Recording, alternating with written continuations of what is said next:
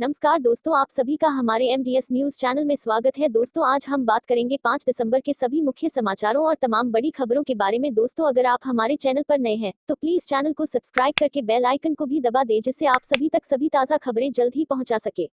तो आइए दोस्तों, बिना टाइम वेस्ट किए खबरों पर नजर डालें। चलिए बढ़ते हैं आज के पहले अपडेट की ओर। RBI monetary policy live updates. Repo rate और रिवर्स रेपो रेट में कोई बदलाव नहीं, जाने आरबीआई गवर्नर ने क्या कहा। भारतीय रिजर्व बैंक आरबीआई की मौद्रिक नीति समिति एमपीसी ने मंगलवार 2 दिसंबर को अपनी बैठक शुरू कर दी है और आज शुक्रवार को अपना डिसीजन अनाउंस करेगी। इस बैठक से कई निर्णयों की उम्मीद की जा रही है। अर्थशास्त्रियों ने आरबीआई से रेपो दर में और कटौती की उम्मीद नहीं की है। वर्तमान में यह मई के बाद से 4% के ऐतिहासिक कम स्तर पर है। मार्च में दरों में 115 बेसिस पॉइंट की कटौती की गई थी, जब देश कोविड-19 के संकट से जूझ रहा था। रिवर्स रेपो रेट 3.35% है। जीडीपी पूर्वानुमान हो सकता है संशोधित। भारत की जीडीपी में पहली तिमाही में 24% की गिरावट के बाद दूसरी तिमाही में 7.5% की गिरावट आई थी। यह आरबीआई के 8.6% गिरावट के अनुमान से बेहतर रही थी। अपेक्षा से बेहतर रहने के बाद आरबीआई को इस नीति में जीडीपी पूर्वानुमान को संशोधित कर -9.5% से -7 से -9% कर सकता है। मुद्रास्फीति चिंता का कारण। मुद्रास्फीति केंद्रीय बैंक के लिए चिंता का एक महत्वपूर्ण कारण होगा, क्योंकि अक्टूबर में यह लगभग 6.5 साल का उच्चतर 7.61% थी और आरबीआई को उम्मीद है कि यह वित्तीय वर्ष 2020 की दूसरी छमाही में 5% से नीचे आ जाएगी। इसके अलावा committee cash reserve ratio CRR को बढ़ाकर अतिरिक्त लिक्विडिटी चिंता को दूर करने की कोशिश करेगी। चलिए बढ़ते हैं अगले बड़े अपडेट की ओर। थल सेना को तीसरे डिप्टी चीफ के पद की मिली मंजूरी, गवर्नमेंट सैंक्शन लेटर जारी। सूत्र। सरकार ने थल सेना को तीसरे डिप्टी चीफ के पद की मंजूरी दे दी है। सूत्रों के मुताबिक इसके तहत सरकार ने गवर्नमेंट सैंक्शन लेटर जारी कर दिया है। ये तीसरा पद डिप्टी चीफ स्ट्रेटजी के तौर पर होगा। उपसेना प्रमुख के अंतर्गत DGMO, director general of military operations, और डीजीएमआई यानी मिलिट्री इंटेलिजेंस दोनों ही विभाग काम करेंगे। सेना के सभी ऑपरेशंस और मिलिट्री प्लानिंग अब इनकी ही जिम्मेदारी होगी। अभी तक थल सेना में 2 डिप्टी चीफ के पद थे।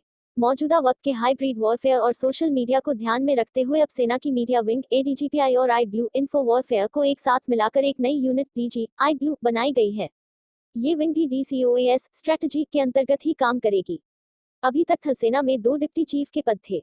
मौजूदा DGMO lieutenant general Paramjit Singh को इस नए पद के लिए चुना गया है। बालाकोट में हुई एयर स्ट्राइक और उसके बाद भारत पाकिस्तान के बीच पनपे तनाव और इन्फो वॉरफेयर के बीच रक्षा मंत्रालय ने भारतीय सेना के मुख्यालय के पुनर्गठित करने की मंजूरी दी है। साथ ही सेना मुख्यालय में तैनात 229 अधिकारियों को अब सीधे चीन और पाकिस्तानी सीमा में भेज दिया गया है। बिहार से एक बहुत बड़ा अपडेट सामने आया है। बिहार बीजेपी राम मंदिर निर्माण के लिए करेगी चंदा इकट्ठा। आरजेडी ने पूछा, रोजगार का निर्माण कब होगा। राम मंदिर और विवादों का पुराना नाता रहा है। राम मंदिर का मुद्दा उठते ही विवाद शुरू हो जाता है, चाहे वो श्री राम के अस्तित्व को लेकर हो, मंदिर की जमीन को लेकर हो या फिर मंदिर निर्माण के लिए फंड इकट्ठा करने को लेकर हो। जहां राम मंदिर का नाम आया वहां विवाद होना निश्चित है। हालांकि पुराने सारे विवादों को निपटाने और मंदिर के शिलान्यास के बाद अब नया विवाद शुरू हो गया है। यह विवाद मंदिर निर्माण में इस्तेमाल होने वाली फंडिंग को लेकर है। दरअसल अयोध्या में बन रहे विशाल राम मंदिर के निर्माण के लिए बीजेपी ने बिहार में धन संचय करने का फैसला लिया है। इसी बीच एक बड़ी खबर सामने आई है। वीडियो, अपनी 12 बीघा जमीन पीएम मोदी के नाम कराने तहसील पहुंची महिला, बताया ये बड़ा कारण। प्रधानमंत्री नरेंद्र मोदी के नाम अपनी जमीन करने की इच्छा रखने वाली बुजुर्ग महिला का एक वीडियो सोशल मीडिया पर वायरल हो रहा है। वीडियो में बुजुर्ग महिला को यह कहते हुए देखा जा सकता है कि वह अच्छे काम के लिए प्रधानमंत्री नरेंद्र मोदी को अपनी 12 बीघा जमीन देगी। खबरों के मुताबिक 85 वर्षीय महिला का नाम बिटन देवी है और वह मैनपुरी, उत्तर प्रदेश की रहने वाली है। बिटन देवी आज मैनपुरी तहसील में अधिवक्ता कृष्ण प्रताप सिंह के ऑफिस पहुंची। सभी को आश्चर्यचकित करते हुए बिटन देवी ने कहा कि वह अपनी सभी संपत्तियां पीएम मोदी को देना चाहती थी। बिटन देवी के पति का निधन हो गया और अब वह अपने बेटों और बहुओं पर निर्भर हैं, जो उनकी देखभाल नहीं करते हैं। वह सरकार द्वारा प्रदान की गई पेंशन पर जीवित है। वीडियो रिकॉर्ड करने वाले व्यक्ति से बात करते हुए बिटन देवी ने कहा कि पीएम मोदी ने उन्हें पेंशन दी, जबकि उनके अपने बेटे उनको मारते हैं। जब उनसे पूछा गया कि पीएम मोदी ने उनके लिए क्या किया, तो उन्होंने जवाब दिया, मोदी मुझे पैसे देते हैं। वह मुझे 2000 रुपये की पेंशन देता है, इसलिए मैं अपनी 12 बीघा जमीन मोदी जी को। इसी बीच एक बहुत बड़ा अपडेट सामने आया है। India versus Australia team India में T20 सीरीज के लिए हुए बदलाव, इन 3 खिलाड़ियों को नहीं मिलेगा मौका। टीम इंडिया और ऑस्ट्रेलिया के बीच शुक्रवार को 3 मैचों की T20 सीरीज का पहला मुकाबला खेला जाएगा। टीम इंडिया ने उन खिलाड़ियों के नामों का ऐलान कर दिया है जिन्हें इस सीरीज में मौका नहीं मिलेगा। टीम मैनेजमेंट ने बयान जारी कर कहा कि शुभमन गिल, शार्दुल ठाकुर और कुलदीप यादव T20 सीरीज का हिस्सा नहीं होंगे। टीम इंडिया की ओर से हालांकि यह भी साफ किया गया है कि शुभमन गिल, शार्दुल ठाकुर और कुलदीप यादव फिलहाल ऑस्ट्रेलिया में टीम इंडिया के साथ बने रहेंगे। इन खिलाड़ियों को बतौर रिजर्व खिलाड़ी टीम इंडिया के साथ जुड़े रहने के लिए कहा गया है। शुभमन गिल, शार्दुल ठाकुर और कुलदीप यादव को ऑस्ट्रेलिया के खिलाफ आखिरी वनडे मैच में खेलने का मौका मिला था। इसके अलावा इनके स्थान पर 2 नए खिलाड़ी टीम इंडिया के साथ T20 सीरीज के लिए जुड़ेंगे। दीपक चाहर और वॉशिंगटन सुंदर IPL से सीधे ऑस्ट्रेलिया पहुंचे थे और इन्हें अब T20 सीरीज में खेलने का मौका मिले। अभी भी नहीं खत्म हुआ किसान आंदोलन। लाइव यूपी दिल्ली बॉर्डर पर किसान आंदोलन जारी, असामाजिक तत्वों की भी घुसपैठ। कृषि कानूनों को लेकर सरकार के साथ फिर से बातचीत में कोई समाधान न निकलने पर किसानों ने आंदोलन को तेज कर दिया है। आज किसानों के आंदोलन का 9वां दिन है। हजारों की संख्या में किसान कानून वापसी की मांग को लेकर दिल्ली के अलग अलग बॉर्डर पर डेरा डाले हुए हैं। किसानों ने राष्ट्रीय राजधानी की घेराबंदी कर रखी है। किसानों के आंदोलन पर राजनीतिक भी जमकर हो रही है। विपक्षी दल खुद को किसान हितैषी ठहराने में लगे हैं तो सरकार की ओर से भी इस आंदोलन को जल्द खत्म करने के लिए बातचीत के जरिए समाधान निकालने की कोशिश की जा रही है। दिल्ली एयर पोल्यूशन को लेकर बड़ी खबर सामने आई है। Delhi air pollution. Delhi NCR में हवा की स्थिति बेहद गंभीर, स्मॉग के कारण हवा की क्वालिटी हुई बहुत खराब। System of air quality and weather forecasting research सैफाक के आंकड़ों के मुताबिक राष्ट्रीय राजधानी दिल्ली के अधिकतर हिस्सों में शुक्रवार सुबह स्मॉग के कारण हवा की क्वालिटी को बहुत खराब श्रेणी में रखा गया। शुक्रवार को दिल्ली विश्वविद्यालय की AQI 329, पूसा रोड की AQI 352, मथुरा रोड की 355, लोधी रोड की 327, IIT दिल्ली की AQI 331, एयरपोर्ट की AQI 339 के साथ हवा की गुणवत्ता बहुत खराब दर्ज की गई थी। वहीं नोएडा में भी वायु की गुणवत्ता भी AQI 358 पर बहुत खराब श्रेणी में रही। फिलहाल ठंड की वजह से न्यूनतम तापमान अधिकांश। बता दें कि 0 और 50 के बीच के AQI को अच्छा, 51 से 100 AQI को संतोषजनक, 101 और 200 को मध्यम, 201 और 300 को गरीब, 301 से 400 को बहुत गरीब और 401 से 500 गंभीर माना जाता है। IMD के अधिकारियों के अनुसार भारत में फिलहाल ठंड की वजह से न्यूनतम तापमान अधिकांश दिनों से क्लाउड कवर के अभाव में सामान्य से 2-3 डिग्री सेल्सियस नीचे बना हुआ। छत्तीसगढ़ से बड़ा अपडेट सामने आया है। छत्तीसगढ़ नीट एग्जाम में पास हुए सभी छात्रों को मेडिकल कॉलेज में मिलेगा एडमिशन, राज्य सरकार का फैसला। छत्तीसगढ़ में नीट परीक्षा में सफल छात्र जो किसी वजह से काउंसलिंग में शामिल नहीं हो सके थे, उन्हें राज्य सरकार ने मेडिकल कॉलेज में एडमिशन दिलाने का फैसला किया है।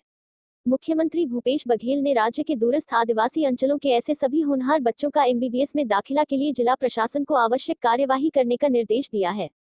राज्य के वरिष्ठ अधिकारियों ने बताया कि मुख्यमंत्री भूपेश बघेल ने राज्य के दूरस्थ इलाके जहां नेटवर्क और अन्य तकनीकी कारणों से नीट परीक्षा पास करने वाले छात्र छात्राएं जो काउंसलिंग के लिए निर्धारित समय पर अपना रजिस्ट्रेशन नहीं करा सके थे, उन्हें अब राज्य के निजी मेडिकल कॉलेजों में पेमेंट सीट पर एडमिशन दिलाने का निर्देश दिया है।